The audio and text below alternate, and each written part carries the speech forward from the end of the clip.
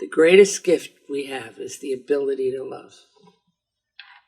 When we expect something back, that's not it. The ability to love. Then you're non-judgmental, whatever it is, it is.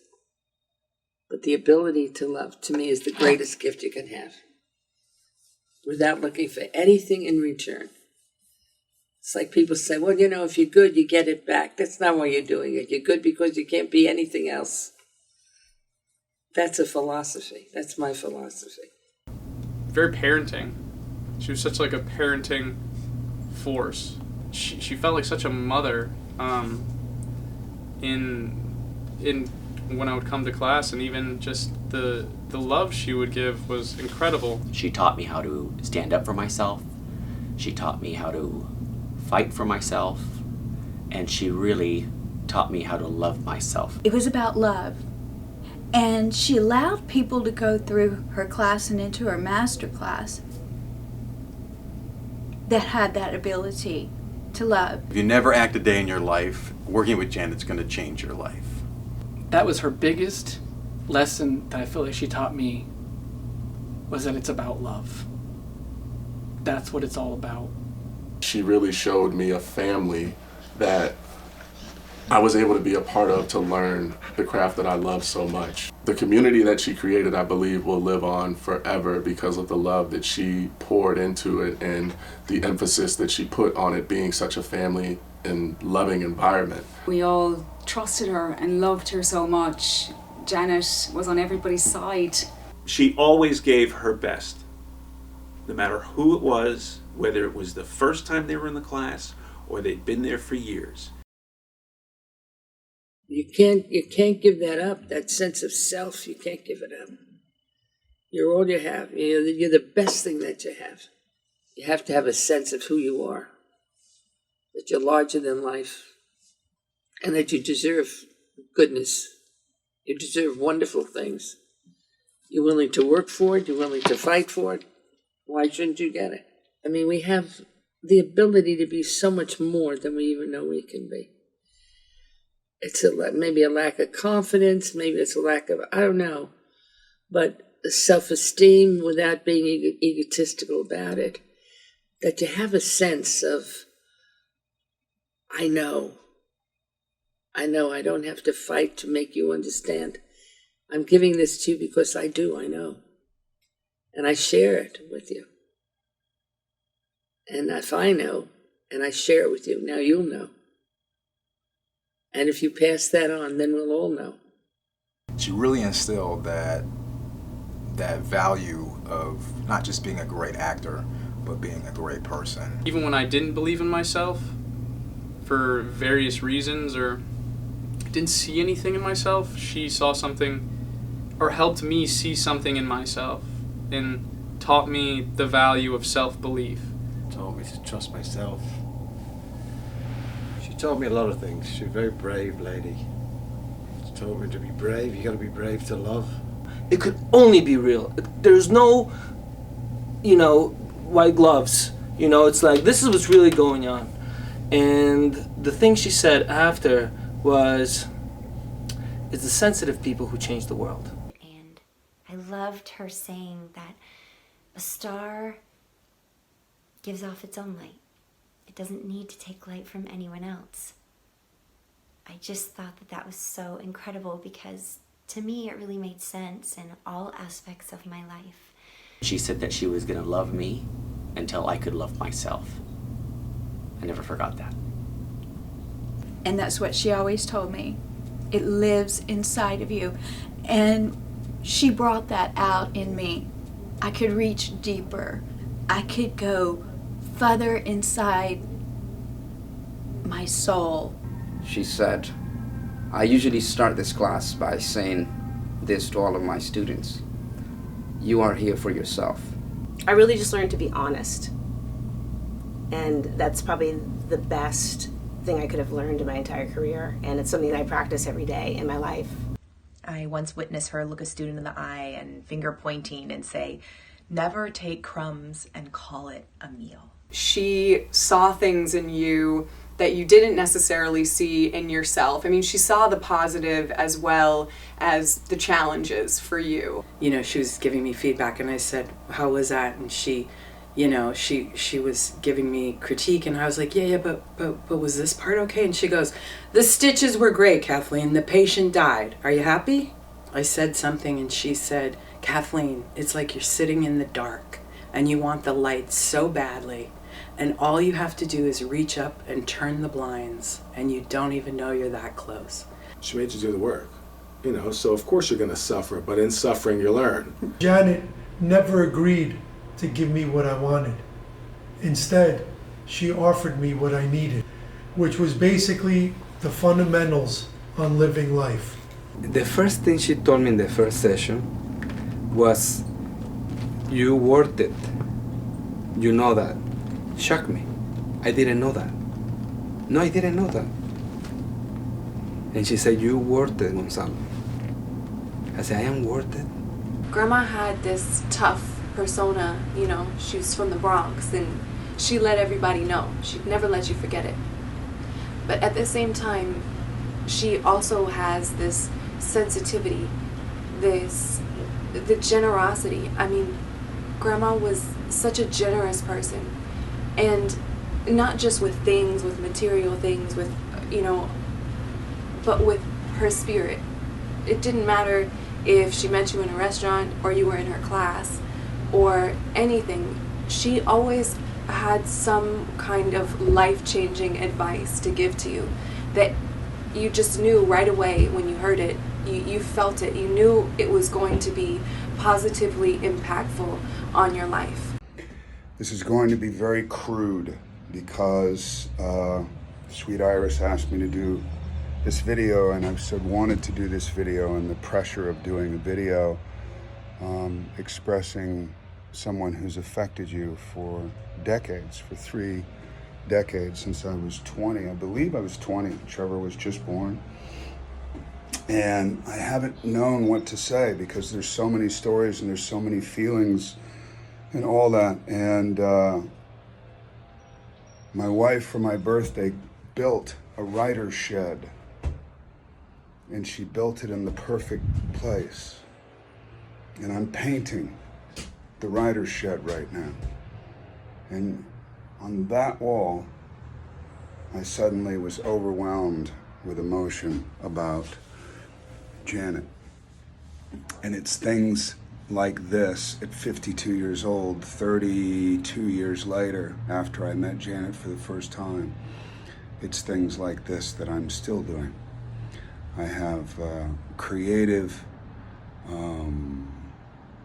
things that billow inside of me that needs to manifest. And before that, I didn't know how to manifest them, and I didn't trust manifesting them. And I came to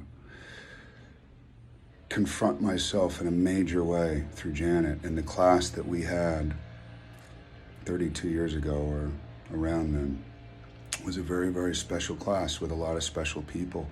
And I remember doing a repeat with Iris that threw me for a loop because Janet had me stay with it.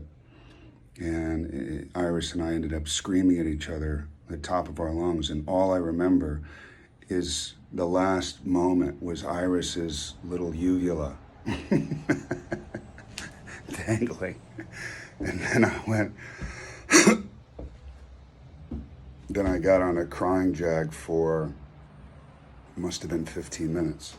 And that was the beginning of a different life. And I still live that life as if it just happened yesterday. My life is indebted partially to my experience with Janet in that class. Truthfully, for real. And I'm living the best life I know how in reaction to that. And some other things. Anthony Zerbe's one of them. But Janet had a massive, massive, beautiful impact. And I'm gonna miss you, truly. Love you, Janet. Mwah. Love you too, Iris. Bye.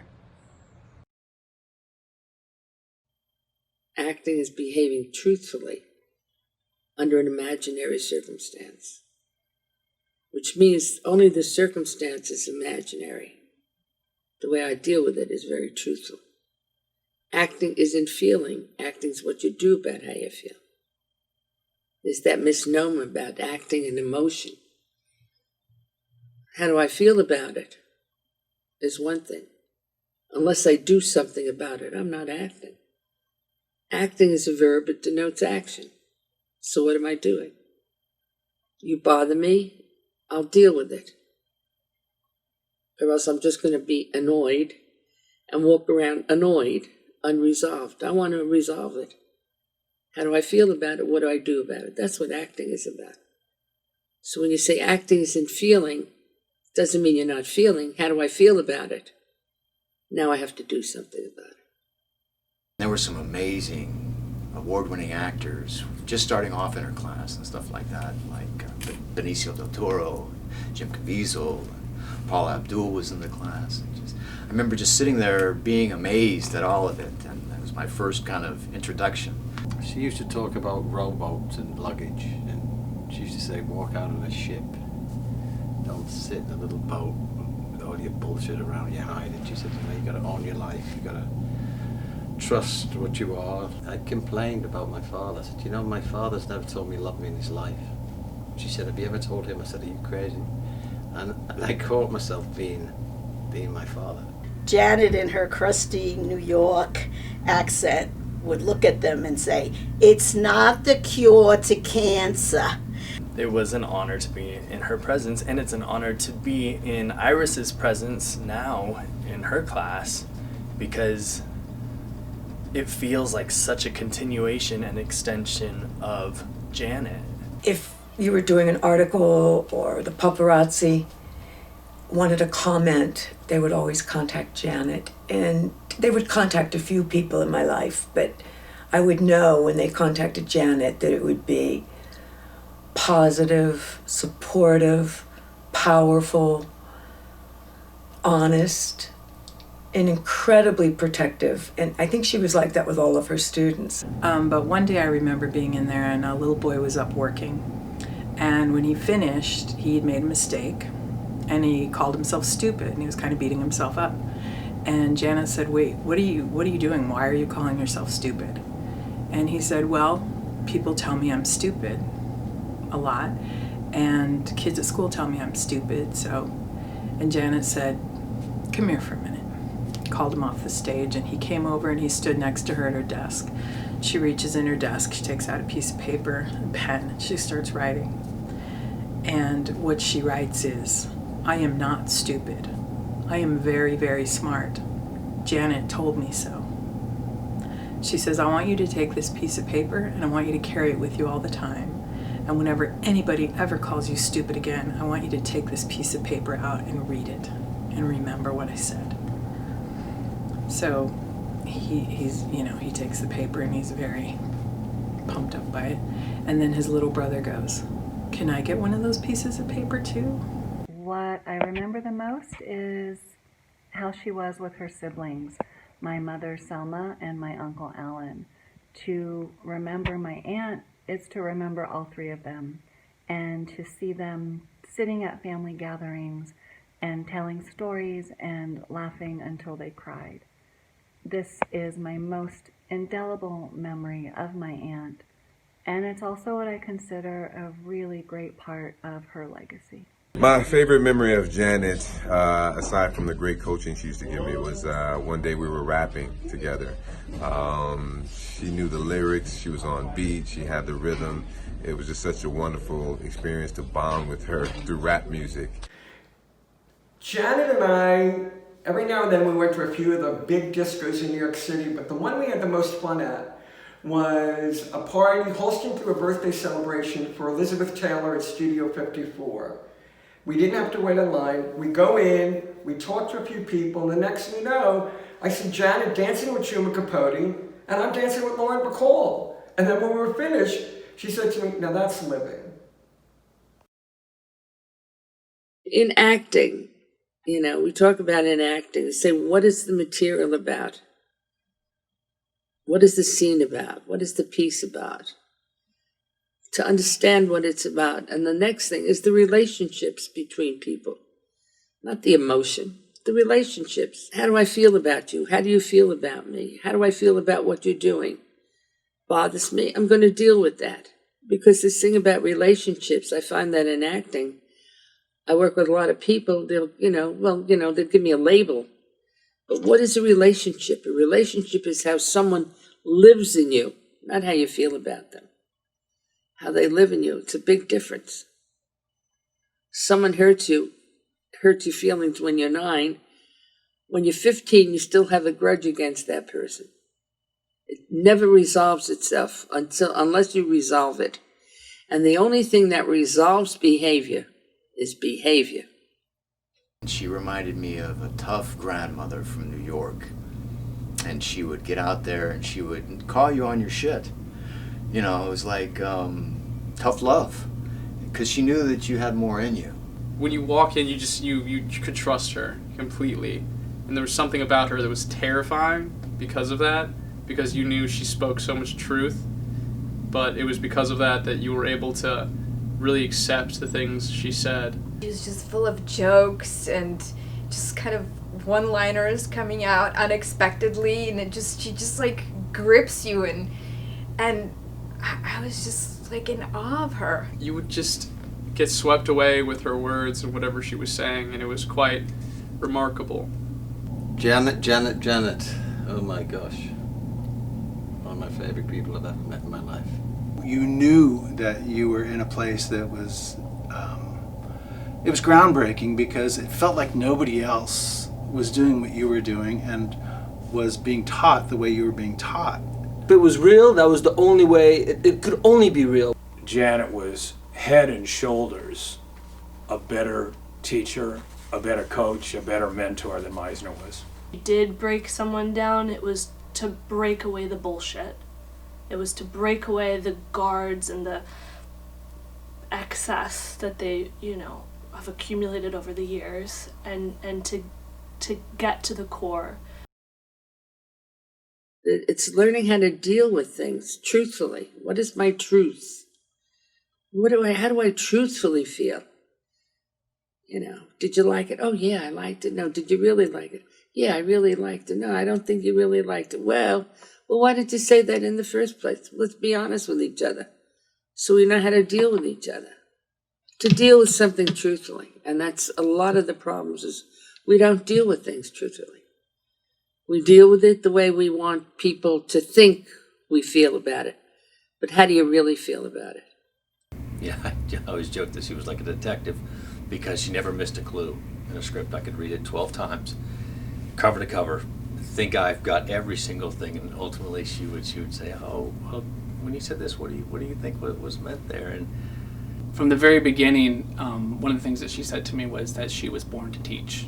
She had the best sense of humor, and she was a tough broad, and tough New York broad, and I love tough New York broads. In Janet's eyes, you could always see that she was thinking about something or forming an opinion or listening with all of her heart to whatever it was that you were saying to her.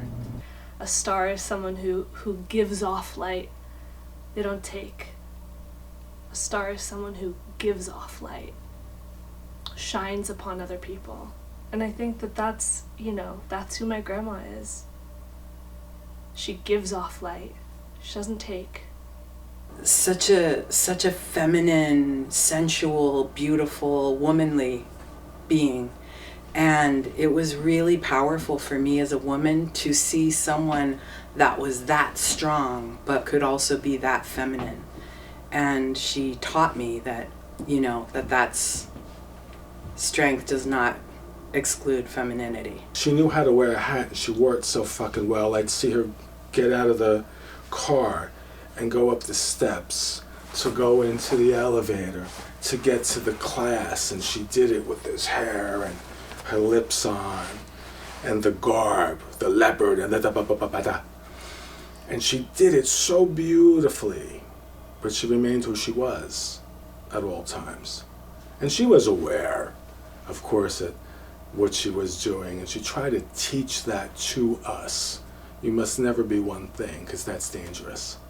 Her love, her care, her tough, her no bullshit barometer leaves people with an incredible connection to their truth. The greatest gift we have is the ability to love. I was born in the Bronx, which is part of New York, and I lived there many years, and I'm very influenced by living there, living in a tenement, a walk-up tenement, and never felt, we were broke. My parents were broke at the time. We never thought poor, because poor is a state of mind, broke is temporary. And it was fortunately temporary. But I was very influenced by where I was born. A lot of the students that I went to school with, their parents were born out of the country. Mine were born in America. And so there were so many different points of view about different things. The one thing we all had was tremendous respect for the teacher. I mean, we were raised that way. There was always someone to play with. It was a street full of kids. And you had your neighborhood. You knew you were very safe in your neighborhood. And I feel I had an incredible childhood. Parents who loved us, the wonderful school, wonderful friends. What were we missing? We didn't even know what we were missing, From our point of view, we had it all. So, when people say you came from deprived, I never felt deprived of anything. And my father said, whatever you want, go for it.